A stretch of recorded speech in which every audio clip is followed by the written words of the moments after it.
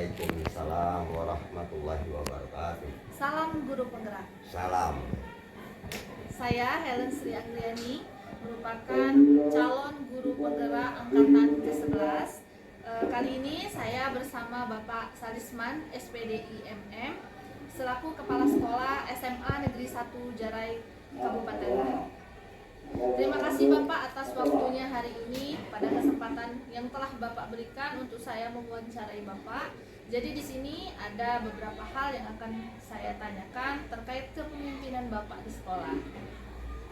Jadi sebelumnya apa kabar Bapak hari ini? Sehat. Alhamdulillah, luar biasa, selalu sehat. Mudah-mudahan kita selalu diberikan kesehatan dan kita dapat menjalankan aktivitas kita sebagaimana biasanya dan dapat menjadikan selalu dirindukan dengan seluruh peserta didik kita, begitu Bapak ya, sebagai kita sebagai guru menjadi guru yang dirindukan peserta didik. Baik Bapak, di sini ada beberapa pertanyaan yang akan saya lontarkan terkait kepemimpinan Bapak di SMA Negeri 1 Jarai ini. Boleh Bapak ya? Ya boleh, silakan. Pertanyaan. Ya, tidak apa-apa. Bagaimana Bapak mengidentifikasi kasus-kasus yang merupakan dilema etika atau bujukan moral yang ada di sekolah kita, seperti itu Bapak? Terima kasih ya atas pembicaraan daripada suatu pertanyaan di dalam pengkajian tentang kepemimpinan saya di SMA Negeri 1 Jarai. Baik Bu, yang pertama mengenai masalah dilema ini, ya di mana saja kita memimpin pasti ada, gitu. Tapi ya kebijakan dan keputusan yang kita keluarkan itu ya kita perlu bahan penganalisaan dan pemikiran dan beracuan kepada ya suatu undang-undang. Undang-undang itu ya ada yang tertulis, ada yang tidak tertulis ya. Undang-undang yang tertulis itu yang berdasarkan dari kepemerintahan, itu sebagai acuan kita saja. Yang tidak tertulisnya yang hukum adat. Nah, hukum adat ini ya kita kuasai dan kita pahami, ya kita pahami di mana kita berada dan di mana kita pelaksana. Setelah kita kuasai mengenai masalah karakternya, baik itu di dalam eksternnya, di dalam lingkungan kerja kita maupun di luar, kan begitu. Sehingga delima-delima ini ada dua, ada yang sifat insidental kan, ada yang sifat ya bukan insidental. Kalau masalah delima yang sifatnya insidental itu yang terjadiannya ya seketika, sesaat itu kan, itu pernah, itulah yang sehingga kebijakan dan keputusan ini kita keluarkan, mau kita keluarkan, tapi kita harus dengan waspada, dengan berpikir yang jernih, dengan menanamkan suatu kesabaran dan penuh pemikiran dan penganalisaan, sehingga supaya kita tidak suatu ada kegaduhan, sehingga keputusan kita bisa dipahami dan bisa diterima daripada ya dari mana. Jadi dari yang Bapak jelaskan tadi, bagaimana Bapak menjalankan pengambilan keputusan di sekolah Bapak, di sekolah kita Pak ya, ya. Terutama untuk kasus-kasus di mana ada dua kepentingan yang sama-sama benar atau yang sama-sama mengandung nilai kebajikan. Ya, mengenai masalah dilema dari dua kasus, dari keterjadian ya yang saya akan keluarkan kepada semua, kepada di antara suatu kedua belah pihak lah ya, atau permasalahan itu dua masalah sama-sama mengandung makna dan kebenaran ini. Yang pertama ya kita pahami dan kita utamakan dulu itu sifat ya delima moral itu ke arah golongan atau ke individu. Kalau itu memangnya ke golongan, kalau kita ya birokrasi ini berarti golongan. Nah, sehingga kita beracuan kepada dasar hukum tadi. Bila mana kita keluarkan ini, ya ini landasan kita. Bila berhadapan pada suatu ada kegaduhan, sehingga kita ada apa namanya dasarnya. Berarti Kan kita begitu. pahami dulu, Pahami Bapak ya. dulu. Kita pahami. Setelah kita pahami, tentunya ada langkah-langkah, Bapak. Ya, Oke. langkah-langkah itu. Jadi langkah-langkah atau prosedur seperti apa yang akan Bapak lakukan? Langkah-langkah pertama yang kita kebijakan keputusan kita ini, ya, satu, ya, menerima informasi, mengenai informasi itu, atau pengamatan. Itu sifatnya kan harus apa namanya, mengeluarkan keputusan itu setelah betul-betul dapat, ya, di dalam suatu penyelesaian, baik pengamatan maupun dari informasi-informasi itu, ya, bukan kita mencari-cari dari suatu permasalahan, bukan. Kita itu supaya tidak kita terjebak dalam suatu, ya, permasalahan. Ya, jadi kita cari dulu informasi, Informasi, kita identifikasi ya, dulu, fakta, ya, kita ya, lakukan pengamatan, Bapak ya. Ya. Jadi setelah Bapak melakukan mengidentifikasi informasi, Bapak melakukan pengamatan, hal-hal apa saja yang selama ini Bapak anggap efektif dalam pengambilan keputusan pada kasus-kasus delima etika tersebut? Oh, yang efektif. Ya, yang efektif Bapak ini, anggap efektif. ya, yang efektif ini banyak, ya, pengambilan delima yang efektif ini mengenai masalah, ya, yaitu memperhatikan keadaan, fakta-fakta ini kan itu, ya. Jadi sehingga kita kadang-kala tuh, ya, berenung dan berpikir sendiri gitu. Memikirkan itu kan dari ini, oh ini kan begitu. Itulah yang dikatakan supaya kita itu, ya, bukan dikatakan, ya, saya sudah benar. Itu bukan, karena maaf, ya, Bu Dilan, ya. Iya. Saya ini jabat jadi sekolah ini sudah, ya, lama, ya, dari sejak jadi sudah banyak ditemukan, Pak, ya. Apalagi sekarang kan umur saya sudah, ya, boleh dikatakan sudah mau pensiun. Kalau dulu, ya, sebelumnya umur 50-an tuh, ya, memang keegoisan itu masih ada, tapi karena kita harus seorang pemimpin itu selalu menggali pengetahuan, makanya kita masih aneh-aneh saja gitu. Ya, jadi kita memperhatikan dulu keadaan atau fakta-fakta yang terjadi di sekelilingnya, Bapak ya. Tapi tentunya, Pak ya, selama kita melakukan pengamatan ataupun memperhatikan keadaan-keadaan yang ada, tentunya dalam pengambilan keputusan tersebut ada tantangan dalam pengambilan keputusan pada kasus-kasus delima etika. Tantangan seperti apa yang Bapak hadapi? Tantangan itu pasti, ya. Karena kita berbalik lagi ke bicara mengenai masalah dari awal pertanyaan itu, iya. Kalau kita memang beracuan kepada itu dengan pola dipikir dengan matang, dianalisa dengan betul-betul, dicari faktanya itu, ya, insya Allah kesulitan-kesulitan itu bisa kita atasi.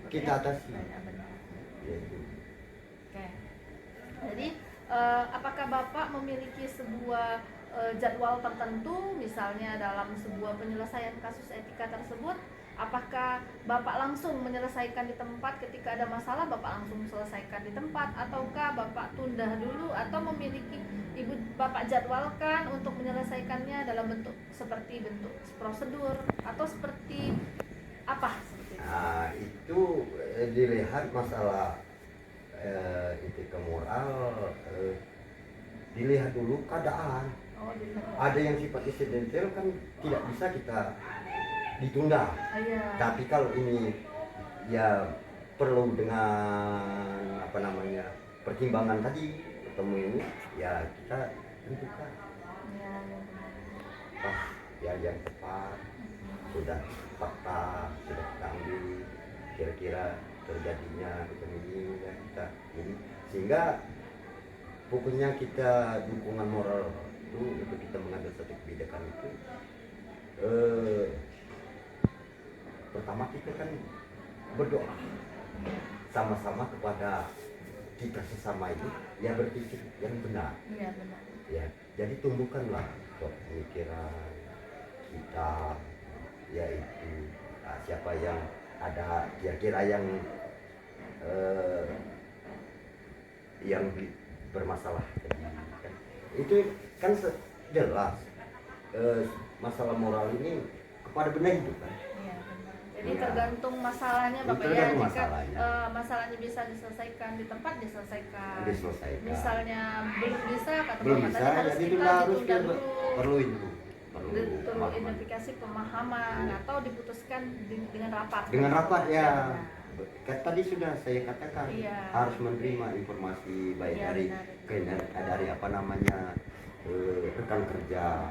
Tapi walaupun informasi itu kita terima dari rekan kerja, Saring juga dulu. masih disaring Iya, dan benar. diberikan oleh kita. Benar itu Bapak ya. Oke. Adakah seseorang atau faktor-faktor dalam pengambilan keputusan tersebut ini mempermudah atau membantu Bapak dalam pengambilan keputusan dari kasus-kasus D5? Apakah ada maksudnya itu yang membantu atau seperti apa? Mengenai masalah bantuan itu Iya. sudah jelas kita perlu dan Iya. ada Bapak ya. dukungan moralnya. Yang pertama ya dalam suatu intern kerja ya ini teman kerja kita. Ya, rekan kerja. Yang di luar ya dukungan keluarga juga. Kan ini kita ya, ini namanya walaupun dialog tapi kita curhat Iya ya. benar. Ya, kita ini Ibu Ilan ya sudah berkeluarga juga. Iya benar. Bekerja kan? Iya. Bekerja. Sampai di rumah kok ngapa istri saya murungnya? Iya benar.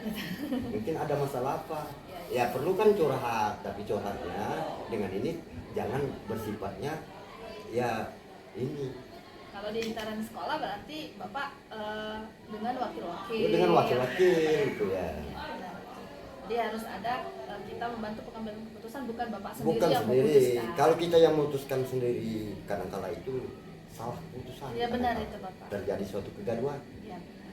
Baiklah Bapak, kita sudah berada di penghujung acara kegiatan observasi ini. Ada pertanyaan terakhir yang saya sampaikan dengan Bapak. Dari semua hal yang telah Bapak sampaikan, dari yang pertama sampai ke pertanyaan yang nomor 7 tadi, pembelajaran apa yang Bapak dapatkan atau Bapak petik dari pengalaman Bapak mengambil keputusan dilema etika tersebut?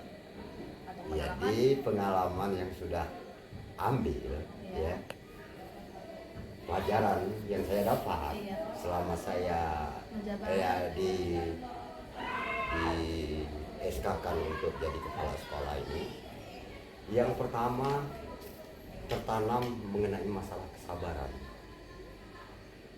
Memang kita itu segala suatu keputusan, segala sesuatu permasalahan yang kita selesaikan itu jangan bersifatnya emosi. Iya benar. Tidak dapat penyelesaiannya kalau jangankan kita yang mengeluarkan keputusan, berbicara pun kita salah kalau Iya, kita benar. emosi, benar kan? Benar. Ya. Harus diselesaikan dengan kepala dingin. Iya, Baik. berdasarkan dengan kepala dingin. Ya, kita harus berpikir ini mengenai masalah apakah sifatnya kalau ini betul-betul pasti ke arah golongan, Iya benar. ya kelompok untuk orang banyak. Nah itu kan jangan ya Ego ya, sendiri. ego sendiri untuk menang sendiri, untuk mengambil suatu sendiri. Iya benar. Ya kita pasti ya ini untuk menguntungkan saya sendiri. Jelaskan bertindaknya walaupun mana mau benar. Iya benar. Tapi kalau ini adalah sifatnya untuk kepentingan orang banyak, ini sehingga kita ya betul-betul penyelesaiannya itu jangan ada suatu ketimpangan, jangan ada suatu ini. Sehingga kalau kita begitu cara kita mengeluarkan suatu keputusan kebijakan baik pun berbicara, ya insya Allah mudah-mudahan nikmat kita. Terima kasih Bapak atas waktunya hari ini.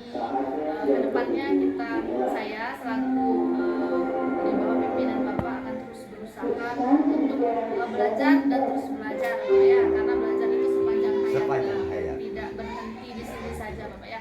Untuk belajar menjadi seperti yang Bapak katakan tadi, kita harus terus belajar dan terus Belajar. Terima kasih Bapak atas waktunya, Ya, atas kesempatannya bisa berbincang-bincang dengan Bapak ya. Saya ucapkan terima kasih. Demikianlah hasil wawancara saya hari ini tentang kepemimpinan di sekolah yang Bapak pimpin di sekolah kita di SMA Negeri 1 Jarai. Saya ucapkan terima kasih kepada Bapak Sarisman SPDI selaku kepala sekolah, dan saya akhiri Bapak ya. Terima kasih sekali lagi, saya akhiri. Wabillahi taufiq wal hidayah, waridho wal inayah. Wassalamualaikum warahmatullahi wabarakatuh. Assalamualaikum warahmatullahi wabarakatuh.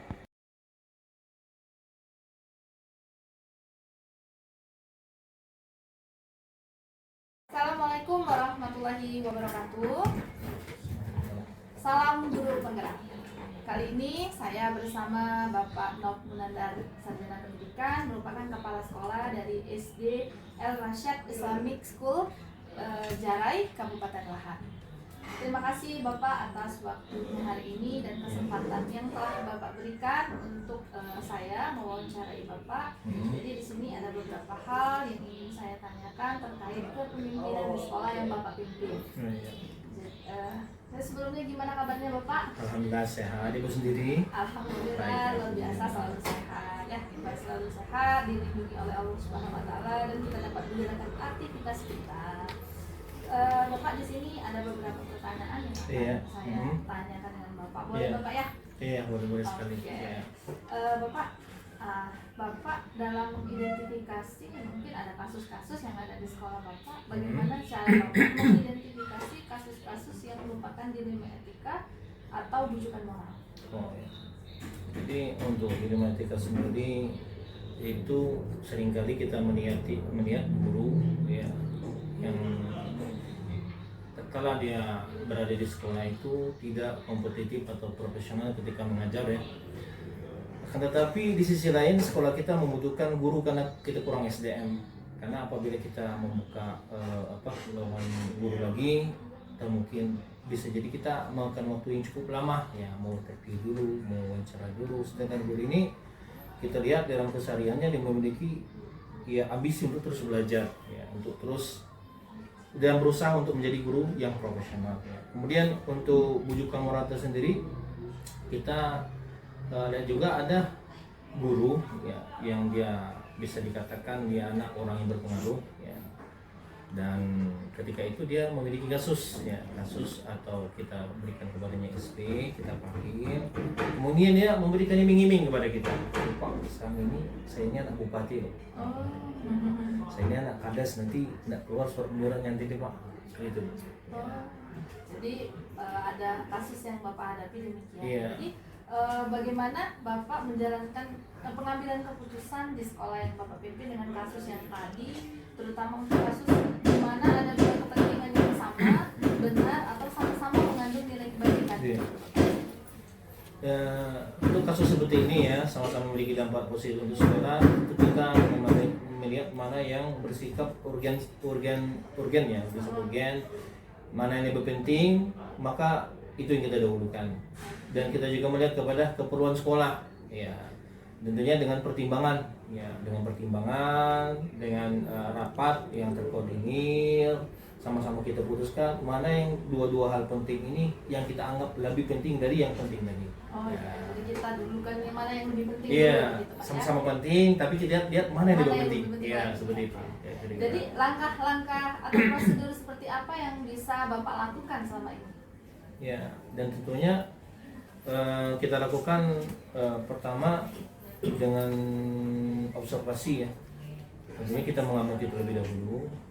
Kemudian kita lakukan komunikasi dengan rekan-rekan kerja. Kemudian kita wawancara yang bersangkutan. Kemudian kita rapatkan dan terakhir kita ambil keputusan. Ya, tentunya ada prosedur ya, dari observasi, kemudian komunikasi dengan rekan kerja, kemudian pemanggilan yang bersangkutan, rapat, kemudian kelima terakhir kita ambil keputusan. Tentunya keputusan ini kita lakukan dengan kehati-hatian. Pak ya, jadi ada prosedurnya. Iya, ada tidak prosedurnya. langsung Pak ya. Iya. Oke. Jadi hal-hal apa saja yang selama ini Bapak anggap efektif dalam pengambilan keputusan tanpa pada kasus-kasus dilema etika tersebut? Ulang apa? Hal apa yang Bapak selama ini Bapak anggap efektif dalam pengambilan keputusan pada kasus-kasus dilema etika tadi? Ya benar dalam Bapak Iya, tadi, tentunya serapat, mulai hasil serapat. rapat tadi ya. Iya. Karena kalau kita ambil keputusan tadi, otomatis kita dianggap orang yang egois ya. Oke. Iya. Oke. Jadi yang merupakan tantangan ketika Bapak mengambil keputusan itu apa Pak dalam kasus itu? Mungkin tentunya dalam pengambilan keputusan itu terdapat tantangan-tantangan dalam Iya. kita mengambil Ya, keputusan. tentu saja ada tantangannya karena kita berorganisasi, Iya. kita berada di naungan lembaga dan selaku saya pemimpin. Di antara tantangannya itu kita harus apa? Sabar ya, harus sabar. Kemudian tidak boleh terburu-buru ketika mengambil keputusan, karena apabila kita langsung mengambil keputusan secara individual atau menurut ego, dikhawatirkan memiliki dampak yang negatif ke depannya. Oh iya Iya. benar itu Bapak ya. Ya. Tidak boleh terburu-buru. Iya, Karena, tidak boleh buru-buru, harus ya. kita amati dulu Iya. seperti itu Pak ya, bukan langsung mengambil keputusan secara langsung Iya, sepihak iya. seperti itu Pak ya. Iya. Oke. Apakah Bapak memiliki sebuah jadwal tertentu dalam sebuah penyelesaian kasus dilema etika tersebut, atau apakah Bapak langsung menyelesaikan di tempat atau ada prosedur lain ya, dalam bentuk prosedur seperti apa misalnya yang Bapak Iya, jalankan? seperti tadi yang kita sampaikan, tentu saja kita setiap mengambil keputusan terhadap masalah-masalah seperti ini, pasti kita butuh alur ya, Ya. kita butuh prosedur. Yang sebagaimana kita sebutkan tadi yang pertama tadi yang soal sebelumnya tadi, pertama pasti kita lakukan observasi, identifikasi dulu atau identifikasi ya. Kemudian kita amati, kemudian terakhir pasti kita bermuara dengan rapat. Ya, rapat baru kita memberikan keputusan. Terlebih lagi karena kita lembaga swasta, yayasan ya, kita memiliki orang-orang yang ada di dalamnya. Tentu kita memiliki bertanya terlebih dahulu kepada orang-orang yang belum tentu dengan keputusan yang kita ambil tadi mereka setuju semua. Tapi kalau rapat ya kita selesaikan secara bersama-sama, tentunya keputusan juga bersama bersama-sama. musyawarah bersama begitu Iya. Pak ya. Oke. Adakah seseorang atau faktor-faktor apa yang selama ini mempermudah atau membantu Bapak dalam mengambil keputusan dalam kasus-kasus etika dilema ini, atau ada? Oh, kalau yayasan berarti ada Pembina, pembinanya. ya. Ada pembina, ya. Ada pembina yayasan yang saya anggap ya selain pembina juga orang tua kami ya. Ya, itu saja.